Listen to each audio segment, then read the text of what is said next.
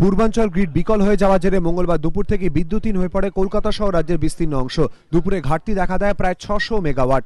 স্বাভাবিকভাবেই এই সময় দুপুরে কলকাতায় বিদ্যুতের চাহিদা থাকে 1400 মেগাওয়াট। তার মধ্যে 800 মেগাওয়াট বিদ্যুতের যোগান দেয় সিইএসসি। বাকি 600 মেগাওয়াট বিদ্যুৎ আসে পূর্বাঞ্চল গ্রিড থেকে। কিন্তু দুপুরে পূর্বাঞ্চল গ্রিড বিকল হয়ে যাওয়ায় বিদ্যুৎ ঘাটতির পরিমাণ দাঁড়ায় 600 মেগাওয়াট। বক্রেশ্বর ছাড়া রাজ্যে আর কোথাও বিদ্যুৎ উৎপাদন সম্ভব হয়নি। এই বিপর্যয়ের জেরে এদিন দুপুর থেকে বিপর্যস্ত হয়ে পড়ে বিভিন্ন শাখা ট্রেন চলাচল। আটকে পড়েন অসংখ্য মানুষ। নির্ধারিত সময়ের প্রায় 2 ঘন্টা আগেই সব সরকারি দফতরে কর্মীদের ছুটি ঘোষণা করে দেন মুখ্যমন্ত্রী। আমরা সিদ্ধান্ত নিয়েছি অফিসিয়াল আমরা ছুটি ডিক্লেয়ার করছি। এখন যারা তাড়াতাড়ি বাড়ি যেতে চান তারা বাড়ি চলে যেতে পারে।